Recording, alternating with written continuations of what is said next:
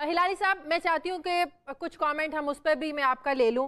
یہ امریکی سفارتکار کی گاڑی سے کل جو ایک اور نوجوان ہلاک ہوا ہے، ریمنڈ ڈیوس کا واقعہ بھی ذہنوں سے نکلتا نہیں ہے. مانا ویانا کنونشن کے تحت استثناء حاصل ہے، لیکن کیا یہ استثناء اس بات کے لیے بھی ہے کہ آپ جو ہیں وہ ریڈ سگنل ہے سگنل توڑ دیں؟ اپنے ملک میں آپ سگنلز کی اتنی پاسداری کرتے ہیں، یہاں پہ آ کر آپ سگنل توڑتے ہیں. کیا ویانا کنونشن اس کی بھی آپ کو اجازت دیتا ہے؟ کیا ویانا کنونشن آپ کو اس کی بھی اجازت دیتا ہے کہ آپ لوگوں کو گاڑیوں تلے کچلے جائیں اور ویانا کنونشن کے تحت چھوٹ جائیں اور پوچھے کوئی نہ؟ افسوس سے کہنا پڑتا ہے کہ ویانا کنونشن جو ہے کافی حد تک لوگوں کو ایسے امیونٹی دیتا ہے، مگر میں امریکنوں سے یہ پوچھنا چاہوں گا، اور ہمارے لوگ شاید پوچھ رہے ہیں ان کو، کہ جب لیٹویا کا ایک ڈپلومیٹ نے پیا ہوا کسی بندے کو امریکہ میں مار دیا تھا، کچل دیا تھا اپنی گاڑی کے نیچے، تو واشنگٹن کے امریکہ نے لیٹویا کے گورنمنٹ کو کہا آپ اس کا امیونٹی کو وڈرا کریں، اور لیٹویا کے گورنمنٹ نے امیونٹی کو وڈرا کیا اور اس کو 24 سال کا سزا ملا.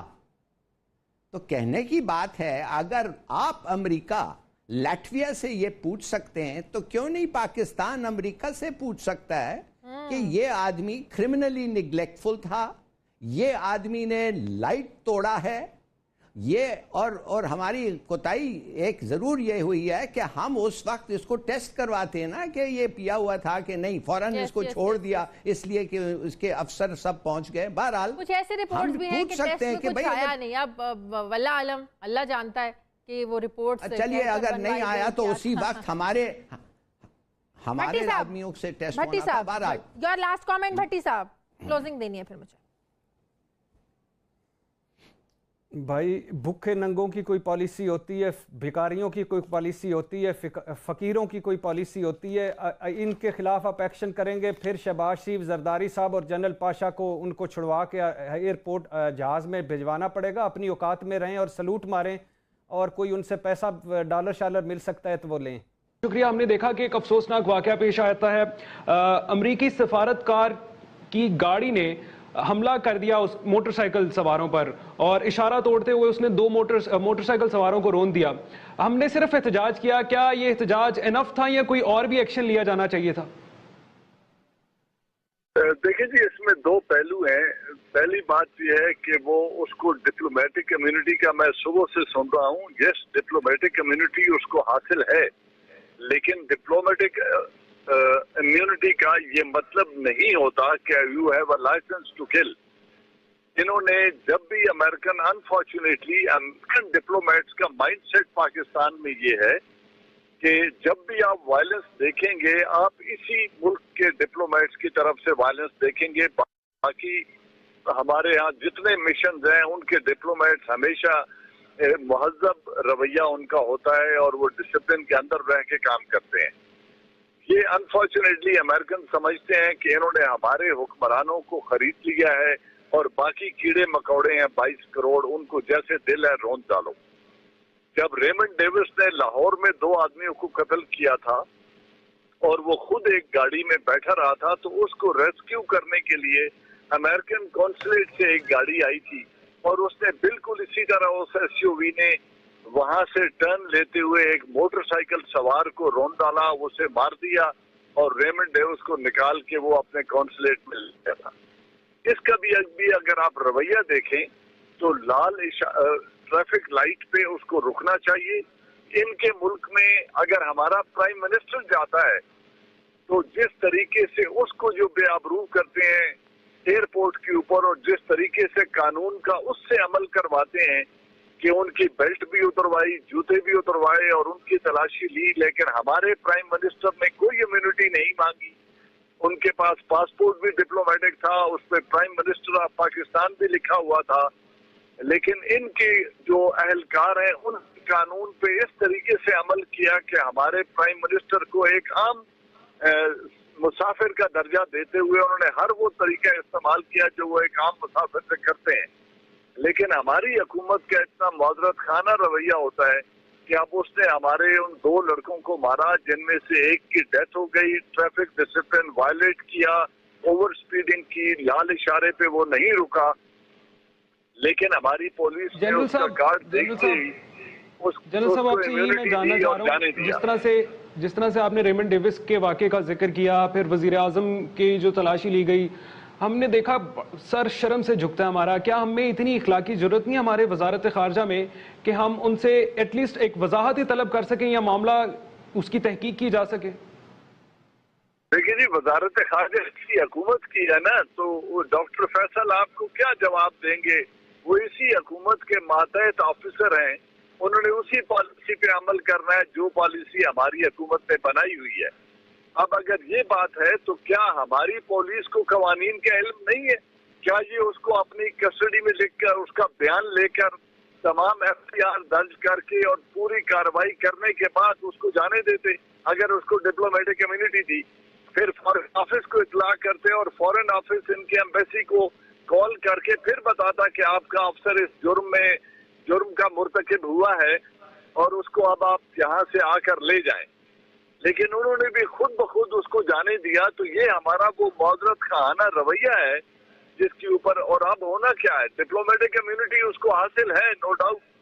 आप गाड़ी के नीचे आके मरने पर उसे सजाए मौत तो नहीं दे सकते, वो कॉम्पनसेशन और खून बहा या दियत भी देने के लिए तैयार हो जाएंगे।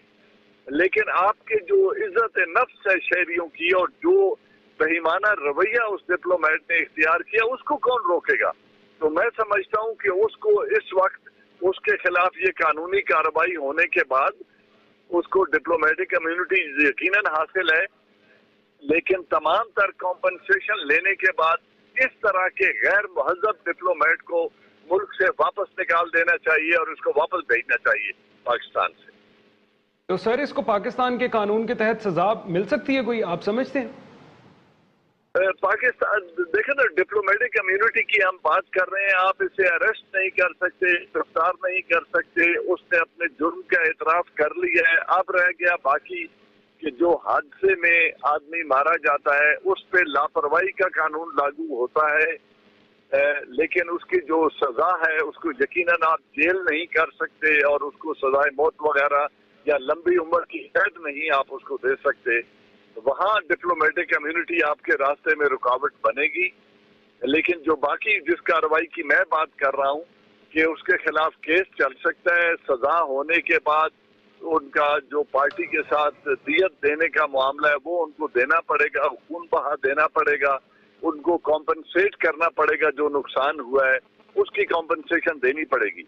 लेकिन ये देने के बाद अगर यही डिप्लोमेट कल फिर इसी बदतमीजी से गाड़ी चलाता हुआ इस्लामाबाद की सड़कों पर निकले तो उसका हमें तदारुक करना है और ऐसे इल डिसिप्लिन आदमी को मुल्क से वापस भेज देना चाहिए। इसमें मेरी जाती राय तो ये है। बिल्कुल ठीक है, मुल्क से निकाल देना चाहिए ऐसे शख्स को जो गैर जिम्मेदारी का मुजाहरा करे। अच्छा सर, ये जो रवैया आपने पाकिस्तान का देखा इस सारे मामले में, आप इसको ज़हनी गुलामी कहेंगे? और अगर ये ज़हनी गुलामी है तो इससे किस तरह से निकला जाए? क्योंकि देखा जाए तो छोटे छोटे वाक़यात हैं जो कौमों की किस्मत बदलते हैं। अब आप समझते हैं कि हमें उस मौके पर आ चुके हैं हम कि हमें अमेरिका से उसी ज़बान में बात करनी चाहिए जिस तरह वो हमसे करता है?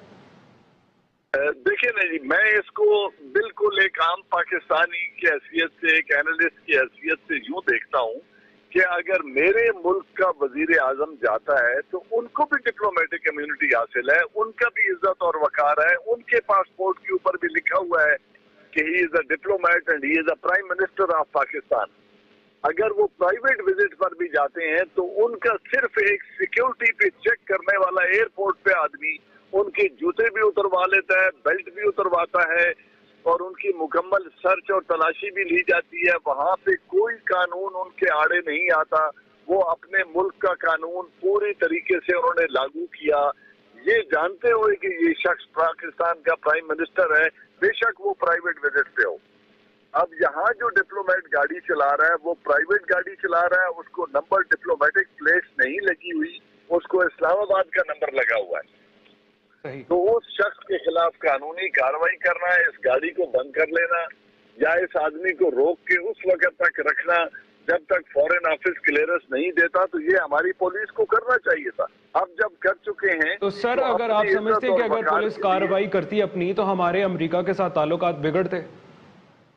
क्या बिगड़ते ताल्लुकात? हमने उनकी इमदाद को ठोकर मारी है, अब उनका नो मोर का मंत्र हमने नहीं सुना और आर्मी चीफ ने अपनी डॉक्ट्रिन के तहत। यही तो सर मैं आपसे बात कर रहा हूँ कि इनको ये डर था कि अमेरिका के साथ ताल्लुकात बिगड़ेंगे, इसलिए कोई कार्रवाई नहीं करनी, क्योंकि वजारत खारजा जो है उसके नोटिस में आनी चाहिए ना ये बात इस तरह से प्रॉपर तरीके से। तो हमने पिछले 16 साल से उनकी हर जायज नाजायज बात मानी है और अपने 60,000 आदमी भी गंवाए हैं पाकिस्तानी उस वॉर ऑन टेरर में जो उनका किया हुआ गंद है अफगानिस्तान में। तो अगर हम ये सब कुछ करने के बावजूद उनके दिल जीत नहीं सके तो अब अपने बंदे मरवा के उनका दिल जीतने की हम कोशिश कर रहे हैं। सही सर, आगे बढ़ते हैं आपसे। मुख्तलिफ जो ममालिक हैं उनकी जो सियासत बदल रही है। हमने देखा कि रूस के अमेरिका के साथ ताल्लुकात बिगड़े हैं, बरतानिया के साथ ताल्लुकात बिगड़े हैं, इवन अफगानिस्तान के अमेरिका के साथ जो ताल्लुकात हैं इन तमाम तर ताल्लुकात का पाकिस्तान पे और इस खित्ते पर इस सियासत का कोई असर पड़ने जा रहा है? कैसे देखते हैं आप इन तमाम तर मामलात को? यकीनन जो एक डिप्लोमेटिक चेंज, ये जो इंटरनेशनल चेंजेस हैं जियो पॉलिटिक्स में, जो अमेरिका के ताल्लुकात रूस के साथ हैं, जो चाइना के साथ हैं, उनका यकीनन इस खित्ते पे असर है। जो हिंदुस्तान के साथ अमेरिका के बढ़ते हुए रवाबत हैं, जो अफगानिस्तान में उनको एडेड रोल दिया जा रहा है, इन सारी चीजों की बेरिंग तो होगी पाकिस्तान पर। लेकिन अगर पाकिस्तान की लीडर अपना खुददारी से अपने नेशनल इंटरेस्ट का दिफा करते हुए कौमी मफाद में पॉलिसीज बनाएं तो न हम बिल्कुल रास्ते पे पड़ी हुई कौम है, न हम कमजोर मुल्क हैं, न हम अपने वसाइल पे सरवाइव करने का हमें पोटेंशियल है, हम कर सकते हैं। और हमें उसूलों पे बेस करके उनसे जो भी बातचीत करनी है, एक बाउसूल स्टेट की हैसियत से हमने वो बातचीत करनी है और वो कर सकते हैं। और हम किसी किस्म की जो अनड्यू डिमांड्स हैं उनको पूरे किए बगैर या उन शराइत को माने बगैर बावकार तरीके से अपने डिप्लोमेटिक रिलेशंस को मेंटेन कर सकते हैं और हमें उसी तरीके से करने चाहिए। बिल्कुल ठीक जनरल साहब, आपका पॉइंट हमें मिल गया। आपके वक्त के लिए आपका बहुत शुक्रिया। और नाज़रीन, अभी बात करने के लिए मिर्जा इख्तियार बेग साहब माहिर माशियात हमारे साथ मौजूद हैं। सर आपके वक्त के लिए बहुत शुक्रिया। स्टेट बैंक ने वर्चुअल करेंसी को बैन कर दिया।